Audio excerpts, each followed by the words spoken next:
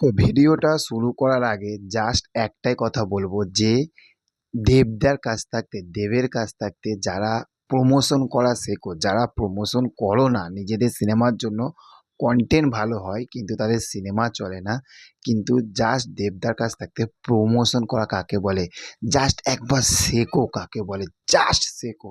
দেখো, মুক্তি পাবে দুর্গাপুজোতে রঘু ডাকাত, সেখান থাকতে দেবদা একের পর এক ৩টে ছবির একসঙ্গে প্রমোশন চালাচ্ছে। রঘু ডাকাত, ধূমকেতু, আবার প্রজাপতি 2। এটাই হচ্ছে সুপারস্টার দেব, আর এই জন্যই দেবের এই আসে।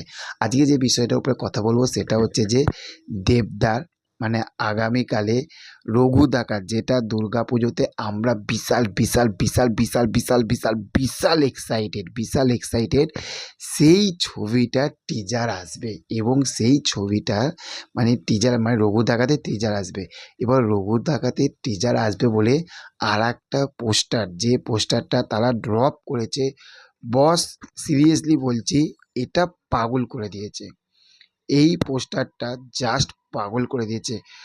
একটা দেবের পুরো হাফ লুক মানে হাফ পোর্শন এরকম, সালমান খানের একটা গালিয়ার বলে যে বইটা আসতে চলেছে, যেরকম পোস্টার এসেছিলো সেই রকম এই পোস্টারটা হাফ এসেছে মুখটা, এবং সেইখানে দেবের চোখটা ভাই কি ভয়ঙ্কর লাগছে।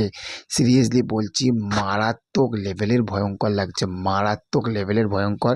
এবং তার সঙ্গে সিঁদুরের যে ফোঁটাগুলো মানে সিঁদুরগুলো যে মাখামাখি একদম রয়েছে চুলের সঙ্গে রয়েছে, সেইখানে যে লেভেলের ভয়ঙ্কর রূপে দেবদাকে লাগছে, পাগল করা পোস্টার রয়েছে।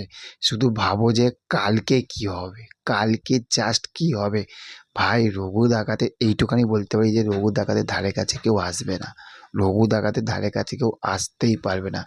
এতটা পাগল করে দিয়েছে আজকের পোস্টারটা, এতটা পাগল করা পোস্টার হয়েছে। কালকে সকাল 11টার সময় রঘু ডাকাতের একটা প্রি টিজার আসছে, আমরা বিশাল এক্সাইটেড সেটা দেখার জন্য। তোমরা কতটা এক্সাইটেড সেটা কমেন্ট করে জানাও। দেখা হচ্ছে পরবর্তী ভিডিওতে। চ্যানেলে যদি নতুন হয়ে থাকো চ্যানেলটাকে সাবস্ক্রাইব করতে ভুলবে না। Okay, thank you, have a nice day, tata, bye by.